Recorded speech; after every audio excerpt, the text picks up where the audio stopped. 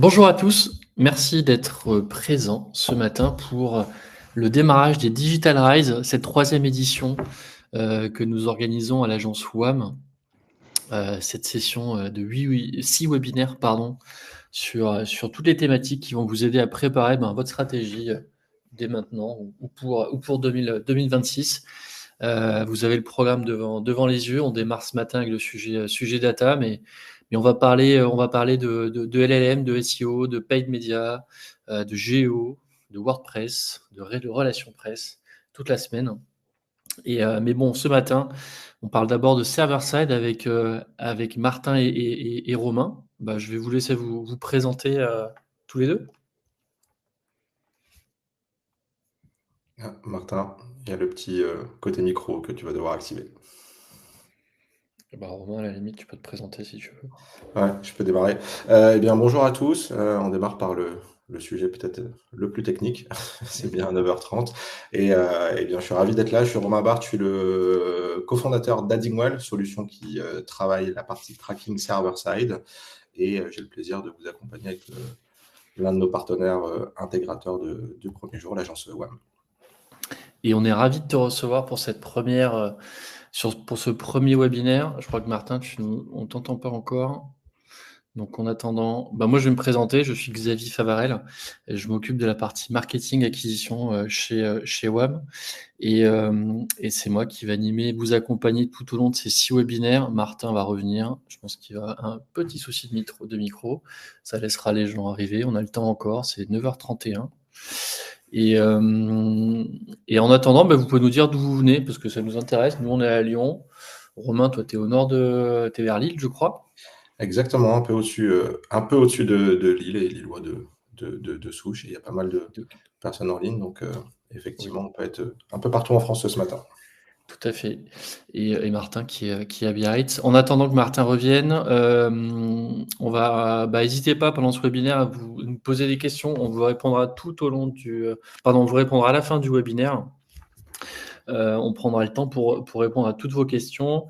Votre avis nous intéresse aussi. N'hésitez pas à nous le laisser à la fin du webinaire. Ça, c'est toujours important pour nous, pour qu'on puisse s'améliorer, savoir si ça vous a plu ou pas.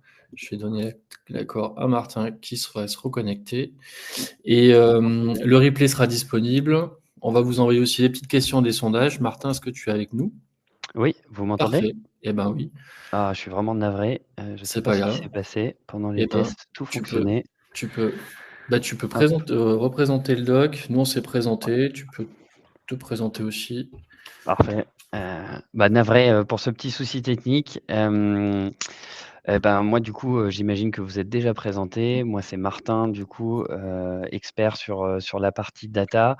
On accompagne Addingwell en tant que partenaire depuis quelques années maintenant. Et notre boulot, c'est tout simplement de faire en sorte que la collecte de données de nos différents clients soit optimisée en fonction de ce qui se passe un peu sur le marché. Et aujourd'hui, on a le plaisir de t'accueillir, Romain, pour pouvoir parler de à quel point le server-side est devenu un incontournable déjà en 2025 et pour inciter vraiment tout le monde à faire le switch sur 2026. On va voir les avantages que ça représente et surtout les opportunités qui peuvent s'en dégager. Exactement.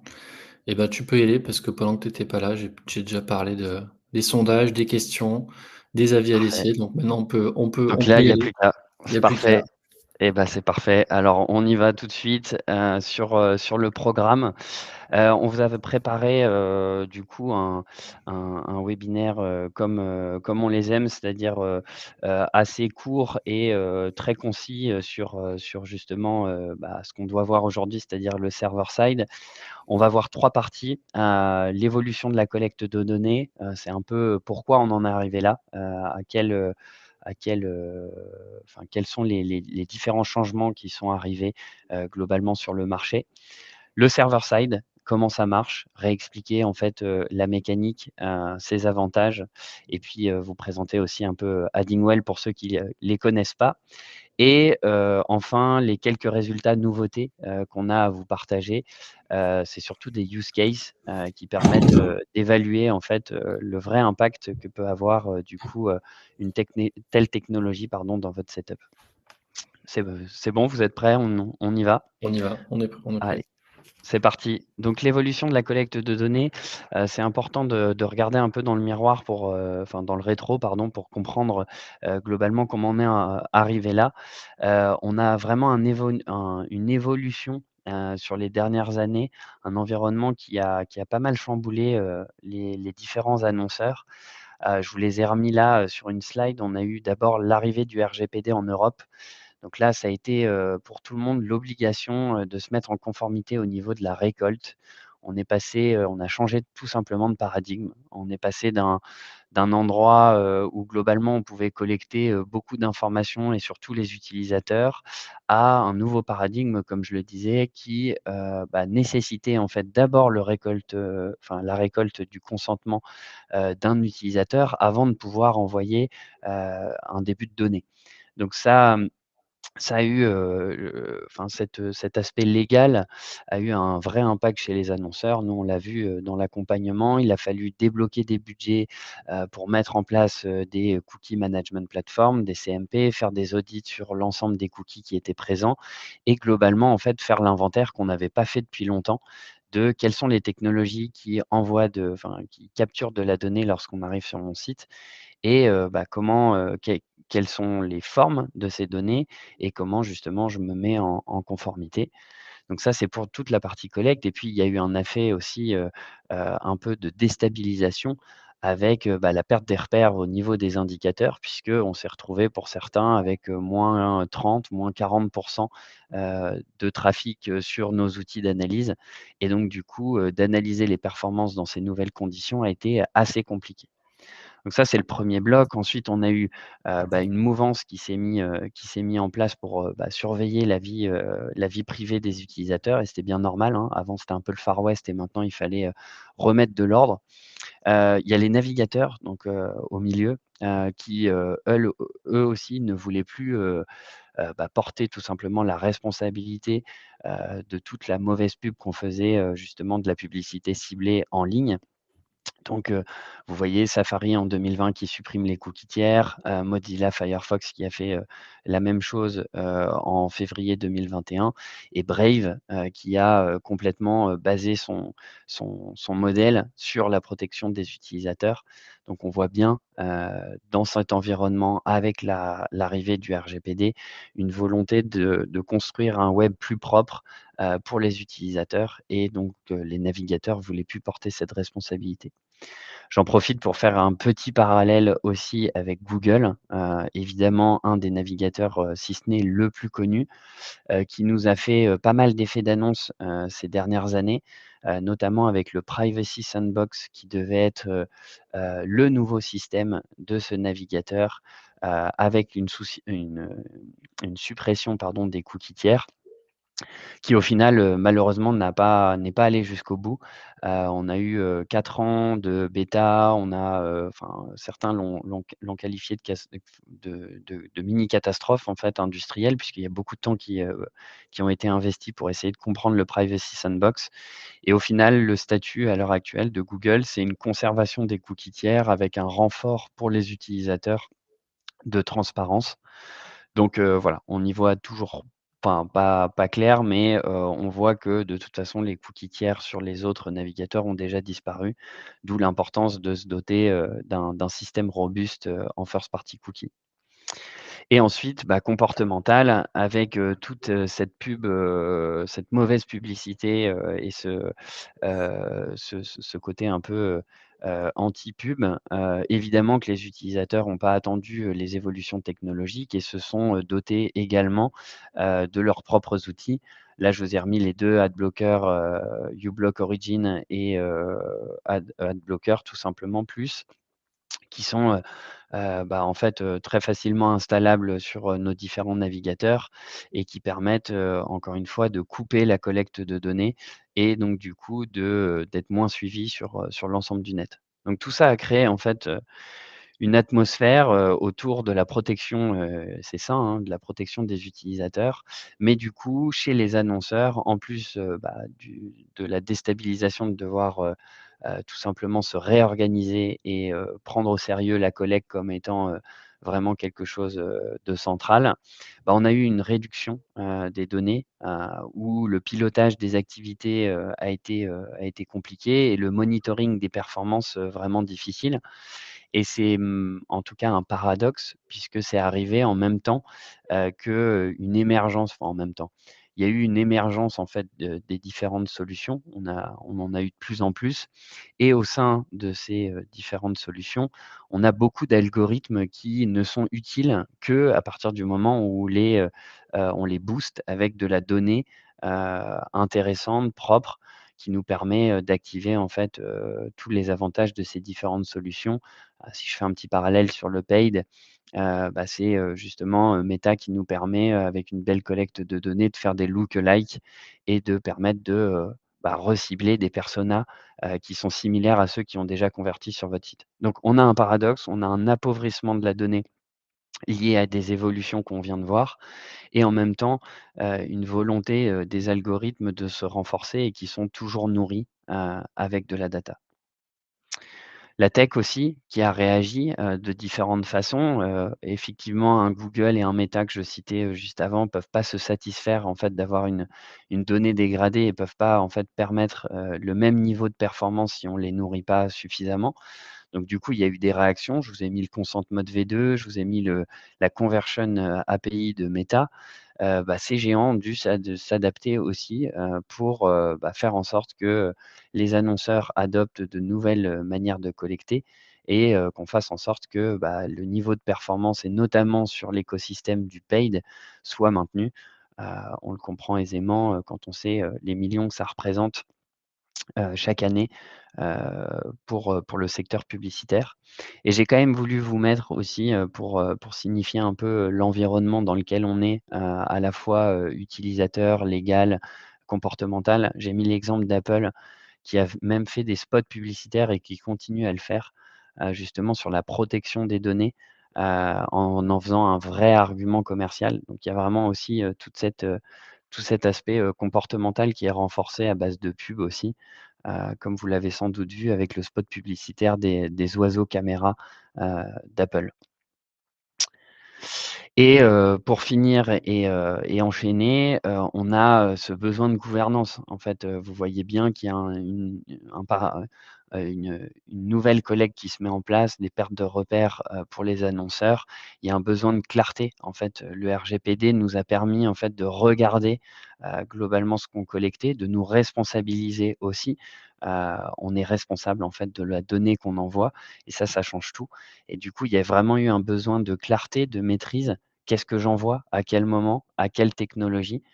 Et au fur et à mesure que le web s'est développé, il y a eu de plus en plus de solutions qu'on est venu greffer au fur et à mesure, toujours pour, dans un but d'améliorer, l'expérience utilisateur ou de maximiser les performances.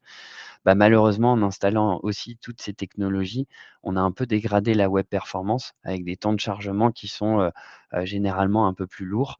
Ça concerne pas, les Parisiens en 5G, mais quand on se balade sur mobile, ça peut avoir son importance et ça peut avoir un impact, évidemment sur la conversion. Donc, la nouvelle question et la nouvelle problématique de tous les annonceurs, ça a été, comment optimiser et maîtriser la collecte de mes données tout en étant, RGPD compliant. Donc comment on respecte les utilisateurs tout en maximisant encore et en continuant à optimiser, la performance? Et la réponse, spoiler alert, c'est évidemment le sujet de notre thématique aujourd'hui, le server side. Donc le server side, et là c'est l'occasion de te passer la parole, Romain.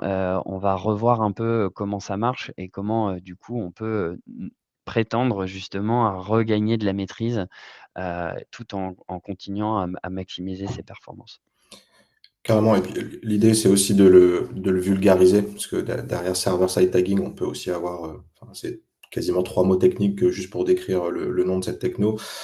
Au final, c'est pas si compliqué et les bénéfices, clairement, quand on expose la situation comme tu viens de le faire, Martin, et qu'on évoque qu'il y a une solution technologique qui permet de contrer à peu près tout ce que tu as évoqué, quand on est marketeur, ça vaut le coup de s'y pencher. Et si vous n'y êtes pas déjà, effectivement, c'est comment on met ça dans le cahier des charges, dans la roadmap des prochains mois à venir. On arrive aussi dans la période où on va massivement augmenter ces budgets publicitaires parce que on va enchaîner Black Friday, Noël et soldes d'hiver. Et donc, nécessairement, si on veut aller performer, récupérer les meilleurs ROS au niveau des campagnes, il va falloir se poser la question de la collecte de données.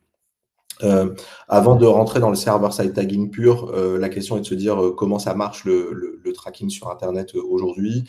Ici, une représentation très simple en fait de ce qui est fait dans, je dirais 99% des sites Internet de la planète. Vous avez ce qu'on appelle le client-side qui est porté par Google Tag Manager. Google Tag Manager qui est l'outil le plus utilisé aujourd'hui pour la gestion de vos tags médias.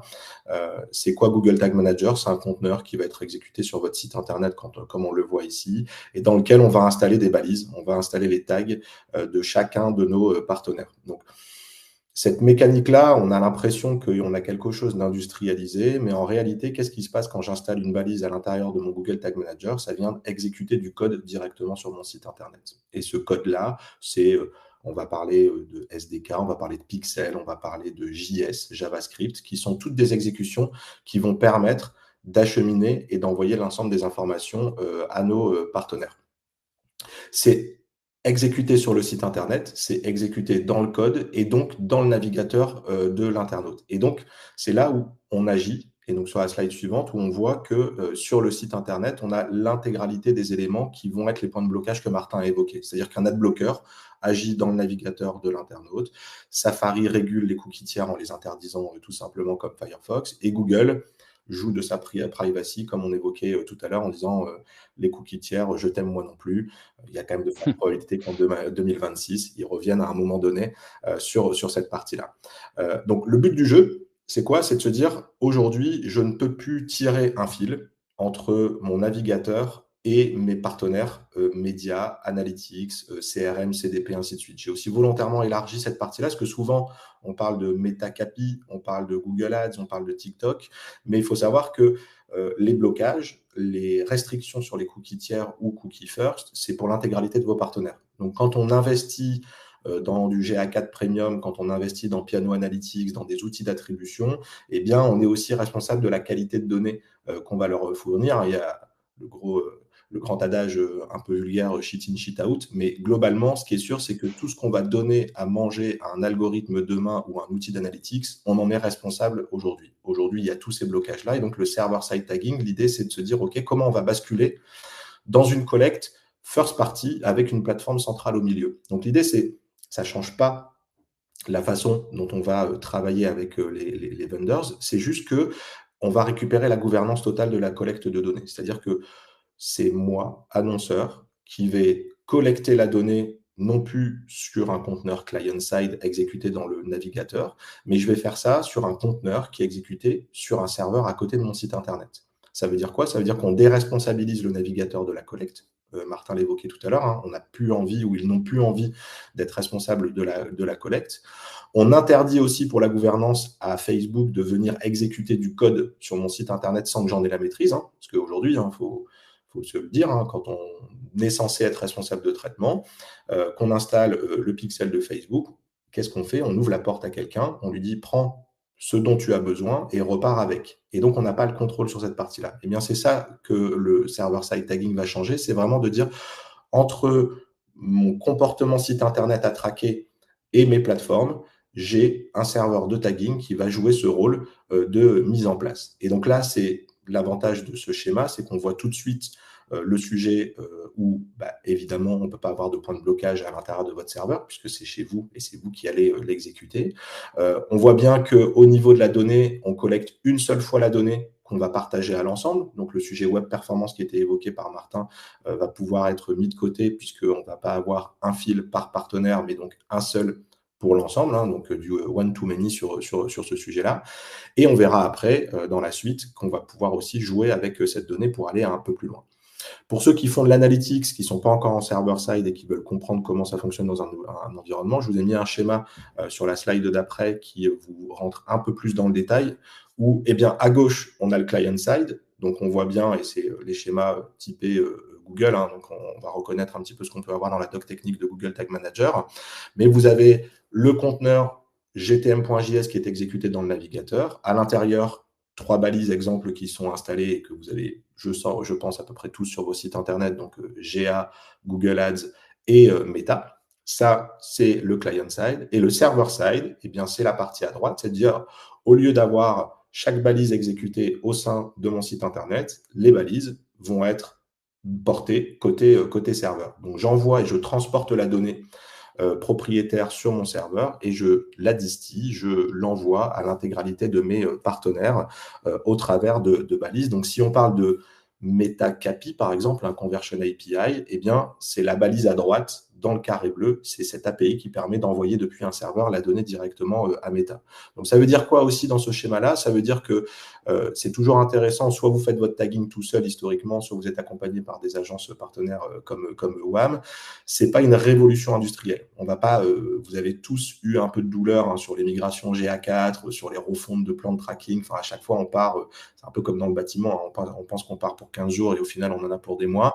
Là, ici, c'est une migration, c'est juste une transposition de ce que vous faites et donc c'est assez rapide. Peut-être Martin, tout à l'heure, tu pourras nous en dire un peu plus sur ces sujets-là, mais ce ne sont pas des projets lourds. Ça veut dire que d'ici au freeze de vos sites internet avant le Black Friday, et ben, si vous n'avez pas MetaCAPI et que vous dépensez beaucoup sur Meta, vous pouvez encore vous poser la question assez facilement de dire bah, tiens, est-ce que je ne lance pas mon tagging server-side d'ici cette période?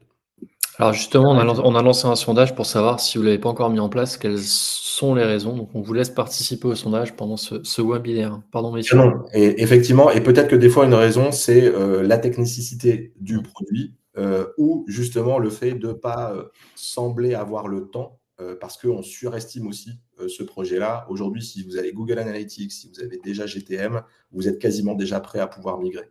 Et si vous n'avez pas les compétences ou pas le temps en interne, et ben effectivement, une agence comme WAM va pouvoir le faire directement sans avoir beaucoup de contraintes ou sans beaucoup vous solliciter aussi, parce que c'est aussi ça qui est important, c'est qu'ils peuvent travailler totalement seuls sur ce sujet.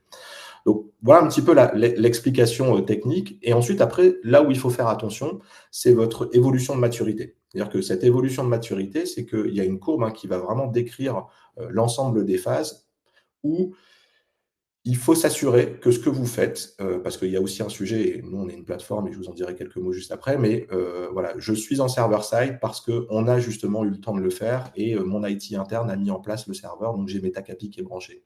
Et bien souvent, vous êtes à gauche de la courbe, vous êtes en server-side, vous avez migré un premier tag, mais la configuration de votre plateforme technique pour faire du server-side tagging n'est pas suffisante pour atteindre l'intégralité des bénéfices. Et donc en fait, on a l'impression que derrière le mot server-side tagging, on allume tous les bénéfices.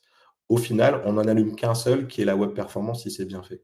Si jamais vous voulez avancer sur le contournement des adblockers, le maintien de l'identité sur Apple, il y a des configurations serveurs qui sont à réaliser. Ça, c'est important. Ça s'audite aussi. Ça peut être des choses aussi que WAM peut faire. C'est de se dire, OK, j'ai installé le server-side il y a 2 ans.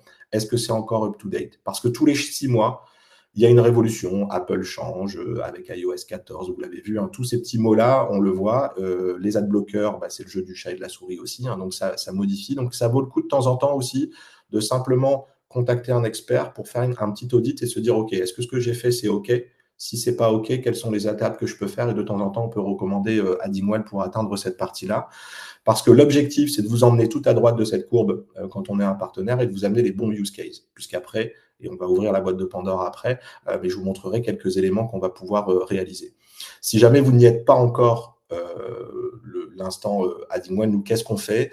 Addingwell, on fournit une plateforme tout en un server-side avec le monitoring, la sécurité. Si votre serveur a besoin de quelque chose à 3 heures du matin ou un samedi, c'est nous qui nous levons. Et donc, vous pouvez simplement travaillez votre marketing publicitaire comme d'habitude. Vous avez votre tracking qui est réalisé par votre partenaire ou en interne si vous avez cette compétence. Et sur la partie serveur, il n'y a pas besoin de DevOps, il n'y a pas besoin de connaissances. C'est vraiment nous ce qu'on fait. On garantit que ça marche, que quand on envoie une donnée, elle est bien envoyée aux vendors. On fait ça pour plus de 2000 clients depuis 4 ans maintenant. On va aller un petit peu sur cette partie retour sur investissement et attendu, mais voilà, il faut s'attendre à des optimisations de vos budgets marketing autour de 20% quand on va se parler de plateformes comme Meta, Snap, TikTok et ainsi de suite. Et je vous ai pris quelques exemples ici à la demande de WAM pour l'événement.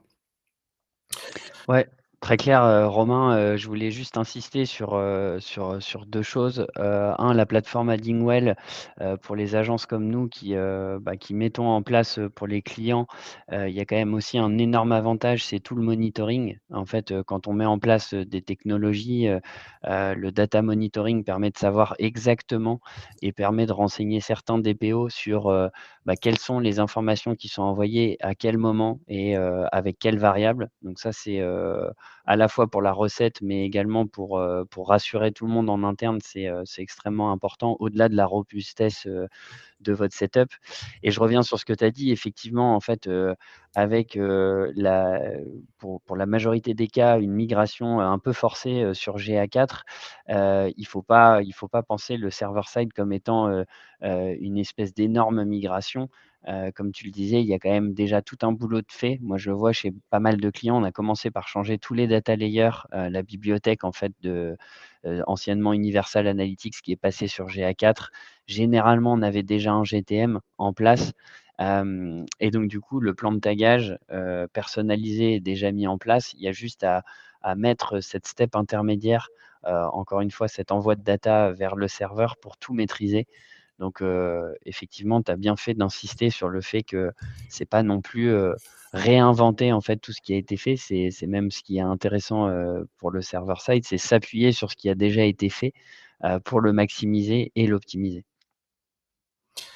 Complètement. Et pourquoi le faire aussi c'est souvent la preuve par le résultat, puisqu'on aime, on aime aussi soit être early adopter et se dire, OK, je suis un peu technophile et donc j'y vais, ou alors je regarde le marché et effectivement, est-ce qu'il y a une phase d'adoption? C'était un vrai pari il y a quelques années, le server-side, en disant, est-ce que c'est une technologie qui va être adoptée massivement? Maintenant, c'est sûr que quand c'est propulsé par Google, par Facebook, maintenant TikTok, Snap et ainsi de suite, c'est effectivement le socle de la collecte de demain sur cette partie plateforme. Et c'est d'ailleurs pour ça qu'on... D'ailleurs, Ouais, vas-y, je t'en prie. ouais, d'ailleurs, la pression, on l'a d'abord pris par les prestataires SIA de nos clients qui voulaient vraiment qu'on installe Capi. Et c'est là que l'aventure a vraiment commencé, ouais, tout à fait. Oui, ouais, c'est ça. Et nous, c'est ce qui a propulsé Addingwell dans la croissance assez forte de notre société. Il y a effectivement GA4, il y a ce conflit RGPD où à un moment Google Analytics a été interdit en Europe, sauf s'il était branché en server-side.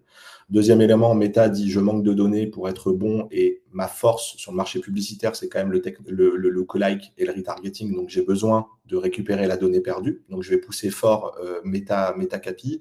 Et maintenant, on voit même sur le marché mondial de l'affiliation, si vous avez des plateformes d'affiliation, il y a un manque à gagner assez fort aussi, juste pour traquer quelles sont les ventes issues de l'affiliation pour les outils d'attribution. Et on a vu certaines plateformes d'affiliation surestimer ou venir mettre une sorte de pénalité sur la commission, ou si vous êtes en server-side, vous avez tel tarif avec la plateforme d'affiliation. Si vous n'êtes pas en server-side, vous avez un tarif qui est plus élevé que si vous étiez en server-side, parce qu'effectivement, c'est compliqué à eux de prouver le retour sur investissement si vous ne l'êtes pas. Donc, on va voir comme ça ce marché muter et se dire qu'effectivement, il y a des choses sympas à faire.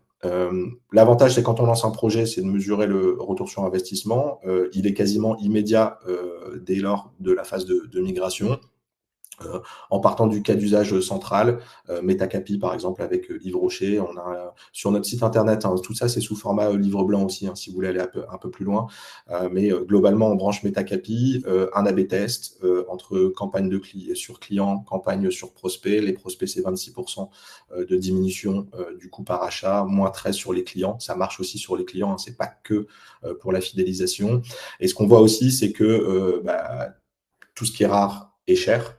Et donc, quand on n'a pas beaucoup de data, on la paye beaucoup plus cher sur les algos ou sur la partie LLM dont vous allez parler dans les prochains jours aussi. Eh bien, quand on rehausse le niveau de data et la qualité de data qu'on envoie à Meta, on a un impact sur le CPM à terme. Au bout de 2-3 mois, on constate souvent entre 6 à 8% de baisse de l'achat moyen par le CPM.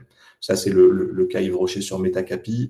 À gauche, la web performance. Donc là, quand on travaille bien avec son agence, quand on migre bien, quand on choisit les bons tags, on est capable d'épurer vraiment ce qui était appelé avant au niveau du client side. Ici, deux éléments et deux chiffres qui avaient été mesurés par Accor. 22% de temps de chargement en moins sur les pages hôtels, ce qui est très important quand on vient du search et ainsi de suite.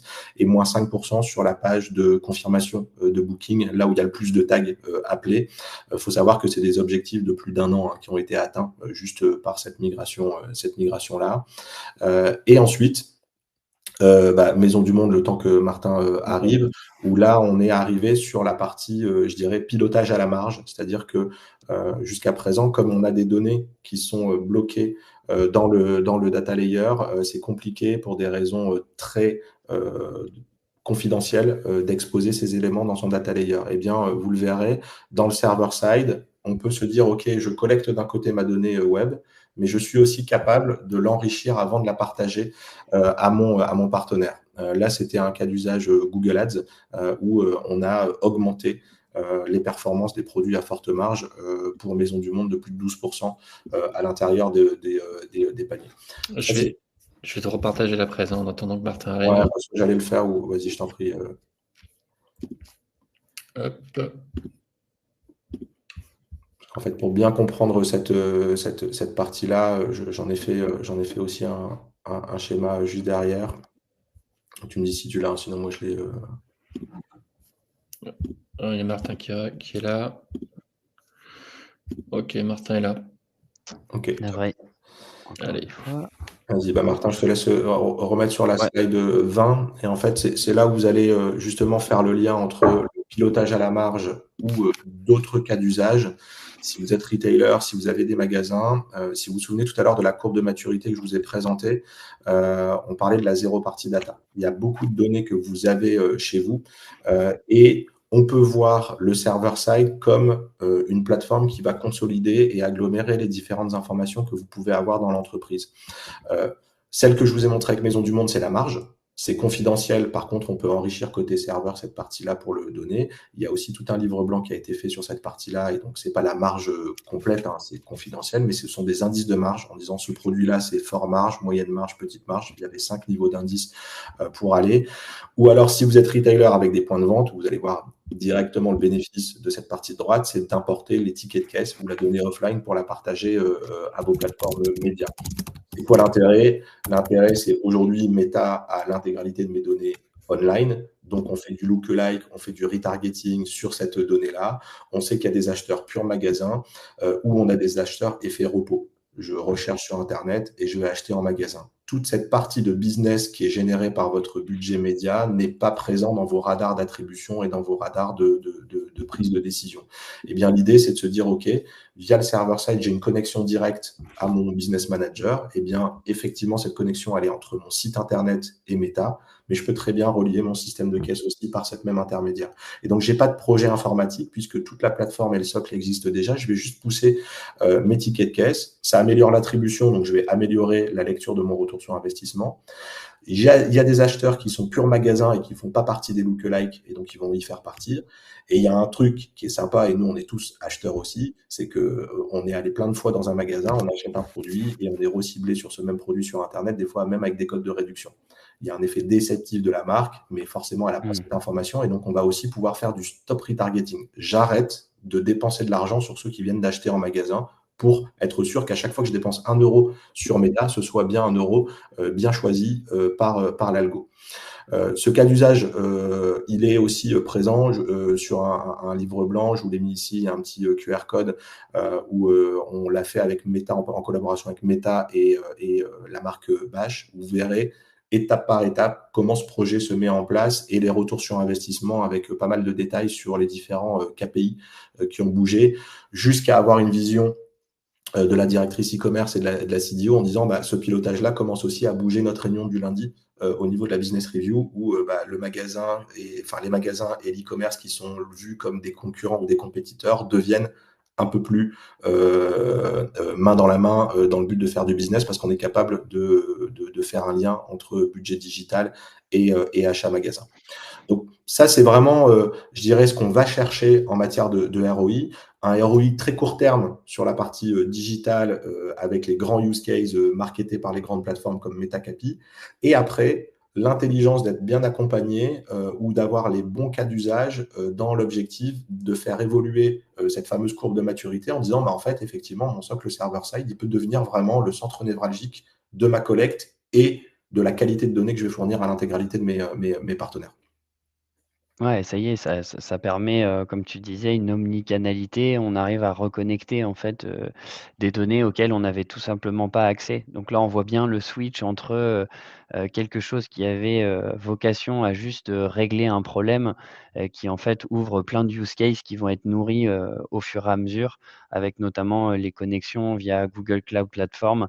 Je crois que tu mettais l'exemple de Firestore, tout à l'heure, pour, le pilotage à la marge et l'omnicanalité.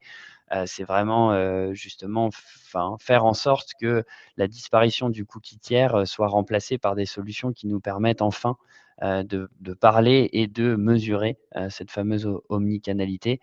Je dirais juste pour revenir sur le pilotage par la marge, encore une fois et comme, l'adoption du server side, ça vient encore une fois de la partie réseau paid, qui nous challenge en tant qu'agence, pour justement mettre en place ces setups-là, pour faire en sorte que, notre client, commun, ait vraiment, un pilotage beaucoup plus fin, beaucoup plus aiguisé, et le pilotage à la marge, là, c'est vraiment quelque chose qui nous est souvent demandé, pour, notamment l'installation Google Ads, mais il y a de fortes chances qu'on nous le demande aussi.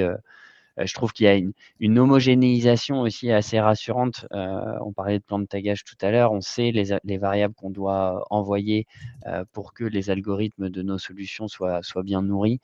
Et globalement, les use cases qui sont débloqués pour une technologie, généralement, mettent pas beaucoup de temps à être, répliqués sur les autres technologies comme, on l'a vu, hein, Facebook, Capi était un early adopter, du server side, mais tout de suite, on a vu les TikTok, les LinkedIn, les Bing, venir s'ajouter sur un modèle qui était, au final très similaire. Je voulais, finir, ce webinaire par Gateway. Je sais que vous en entendez beaucoup parler en ce moment, notamment par la prise d'initiative de Google, et c'est pas toujours, facile de comprendre en fait, ce qu'on va pouvoir avoir. Donc Gateway, c'est une solution qui est, comme je le disais, proposée par Google, qui, permet, de servir les même de l'annonceur, ce qui permet, encore une fois sur la promesse pour les outils Google, de bypasser certains adblockers. Attention, on parle de certains adblockers, pas tous, et de du coup réduire, pour ces outils Google, donc Google Ads, Google Analytics, l'impact, de ces extensions de navigateurs, pour la donnée. Toujours dans l'objectif de collecter plus de données et de pouvoir, être plus précis dans le ciblage, notamment de Google Ads. J'aimerais bien avoir, ton retour là-dessus, Romain, mais rapidement, en fait, c'est une solution qui est généralement mis en parallèle, en tout cas sur les prospects. Est-ce que je dois faire du server side? Est-ce que je dois faire du gateway? On n'est pas vraiment sur le même scope. Encore une fois, sur la partie gateway, j'insiste, c'est vraiment une promesse pour les outils Google, avec une réduction, mais pas une suppression, de l'impact des adblockers. On a la limitation, c'est un plus, hein, c'est plus rapide à mettre en place et moins coûteux.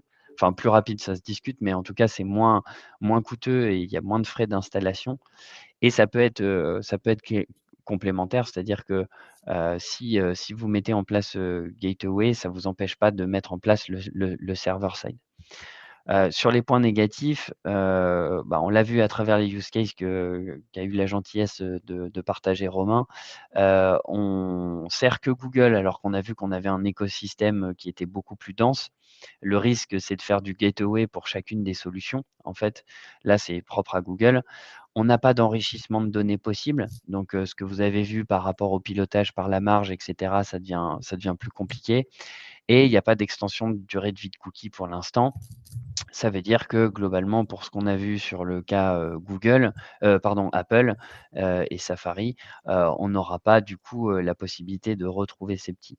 Donc c'était pas, enfin, c'est évidemment en lien puisque c'est un sujet tracking. C'était juste, voilà, adresser cette thématique parce qu'on la rencontre de plus en plus. Romain, tu as peut-être un avis là-dessus sur cette partie gateway? Oui, c'est une bonne initiative, hein. Globalement, je pense que tu l'as assez bien résumé. Ça dépend le prisme dans lequel on la regarde. C'est-à-dire que Google a besoin de sortir des solutions techniques qui vont lui permettre d'être meilleur demain dans un monde cookie-less, dans un monde ad bloqué. Et donc, forcément, quand on est très dépendant à la qualité de données et la quantité de données qu'on va recevoir d'un annonceur, il faut tout faire, il faut mettre en place ces éléments techniques. Et tu l'as rappelé, c'est comme ça que Meta a déployé Meta CAPI, qui est devenu après un standard pour tous les autres, hein, même TikTok. Enfin, maintenant, CAPI, c'est quasiment un acronyme, en fait, hein. C'est Conversion Ouais. API, et on va le retrouver chez Snap, chez TikTok, chez Pinterest, et ainsi de suite, exactement du même nom. Donc, eux avancent de leur côté dans le but de dire, OK, moi, mes annonceurs, je vais aller les voir avec mes propres technos, de façon à pouvoir les doper. Ici, le gateway, c'est vraiment d'avoir une approche sur l'appel de Google Tag Manager et le passer en first party. Donc, dans un objectif de contourner les ad bloqueurs, tu l'as dit, c'est une techno qui vient de sortir, mais qui est basée sur des specs d'il y a quelques mois, voire années. Donc, au final, ça ne contourne déjà pas tous les ad bloqueurs. Une certaine partie. Nous, on voit chez nos clients, c'est très complémentaire. Ceux qui l'avaient le gardent en surcouche d'Addingwell. Le gateway, c'est gratuit, hein, donc c'est juste vraiment l'installation qui est à mettre en place. Par contre, effectivement, dans une approche très pluridisciplinaire de la data, on ne sert que Google. Donc on sert GTM, on sert Google Ads, et effectivement, on ne va pas servir les autres partenaires. Donc, faut surtout pas mettre ça en place en se disant, ça y est, on a fait le job. On est passé sur une alternative au server-side. On ne le voit pas, nous, comme une alternative au server-side, on le voit vraiment comme une complémentarité ou un premier pas pour commencer à bouger l'entreprise vers du first party sur les différents chaînes d'appel. Et effectivement, après, avoir la partie suite. Mais ce qui est sûr, c'est qu'un annonceur qui a fait ça va vouloir faire un gateway sur Meta, va vouloir faire un gateway sur Pinterest. Et on imagine mal dans la situation de la web performance que pour chaque partenaire que vous avez dans votre tracking, vous avez un gateway spécifique pour chaque partenaire. Donc, si vous bougez dans cet environnement-là, en prêchant forcément pour ma paroisse, vous avez quand même l'impression de se dire que l'idée, c'est de centraliser pour accélérer plutôt que effectivement d'avoir des démarches très individualistes sur cette partie-là. OK, merci beaucoup Romain pour les précisions. Je crois, Xavier, qu'il va être, l'heure de conclure. Tout à fait. Ce qu'on voulait vous dire avec Romain, encore une fois merci, Romain, de nous faire, l'amitié de ta présence, aujourd'hui. C'est vraiment que le server side devient primordial, on l'a vu, pour optimiser, maximiser sa collecte et tout simplement, en fait, continuer à maintenir votre écosystème. Romain l'a rappelé, attention, c'est pas comme, une migration vers un autre CMS. C'est assez simple, à mettre en place et rapidement activable, notamment avec, des solutions comme Addingwell. Il y a beaucoup d'avantages, on l'a vu, je vous les ai remis sur cette page de conclusion. Mais il faut aussi, à mon sens, garder à l'esprit et je pense que les use cases que tu as présentés, Romain, sont assez parlants. Les L'installation server-side avec la normalisation des gros cadors, on a parlé de CAPI qui devient, en fait, un acronyme pour tout le monde. En fait, ça y est, le switch a été fait. Les use cases pardon, qui vont être, intéressants vont se passer sur des technologies, server-side. on va essayer d'aller chercher et te faire, au final, de ce qu'on pensait être une menace, la fin des cookies tiers, une opportunité, pour, déjà, protéger un peu mieux nos utilisateurs et utiliser un peu mieux notre donnée.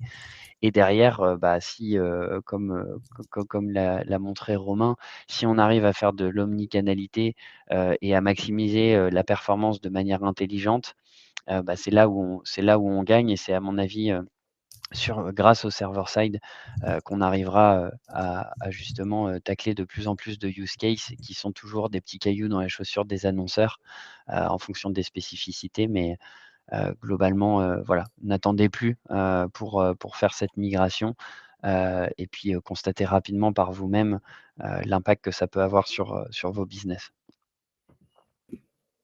Merci. Xavier, je te Oui, merci Martin, merci Romain, c'était très intéressant. On restait encore un peu avec nous. Vous pouvez nous poser vos questions, on va y répondre en quelques instants. Nous sommes l'agence WAM. On imagine pour vous les stratégies digitales de demain. On développe votre autorité digitale. Comment? C'est la slide suivante, Martin. En réunissant tous nos experts autour des métiers que nous, sur lesquels on peut vous accompagner, le contenu, le SEO, la data, vous l'avez vu, les stratégies payantes, la création de sites web, les relations presse, tout ça pour travailler votre Digital Brand Authority. On est basé à Lyon, on est basé à Mulhouse, on est une 50aine de personnes. Si tu peux passer la slide suivante, Martin. Plus de 250 clients actifs, on vous les avez devant vous, et un chiffre que j'aime bien, c'est les 7 ans d'âge moyen de nos clients, preuve de la fidélité qu'on arrive à créer et de la confiance qu'on arrive à créer avec eux tout au long des prestations. Voilà. Est-ce qu'il y a des questions? Moi, j'en ai une. Est-ce que pour toi, Romain, en termes de timing, en combien de temps, en fait, si demain on t'appelle, en combien de temps on peut installer ça sur son site? Enfin, est-ce qu'on peut être prêt là pour les gros marronniers qui arrivent? Oui, alors en plus, on peut ne pas avoir besoin d'Addingwell ou de connexion avec Addingwell, puisqu'on a, nous, développé avec nos partenaires dont WAM fait partie, vraiment une interface complète dans laquelle on peut faire abstraction de la relation. On aura le support chez nous, vous avez accès à l'intégralité de nos services, mais votre partenaire et votre agence est complètement autonome dans le déploiement. Donc ça vient accélérer ces projets. Il n'y a pas de friction entre je dois appeler Addingwell, une fois que j'ai ouvert mon compte Addingwell, je rappelle Martin pour qu'il puisse démarrer. Martin, il est autonome avec ses équipes de A à Z sur ce sujet-là. Donc ça vient l'accélérer.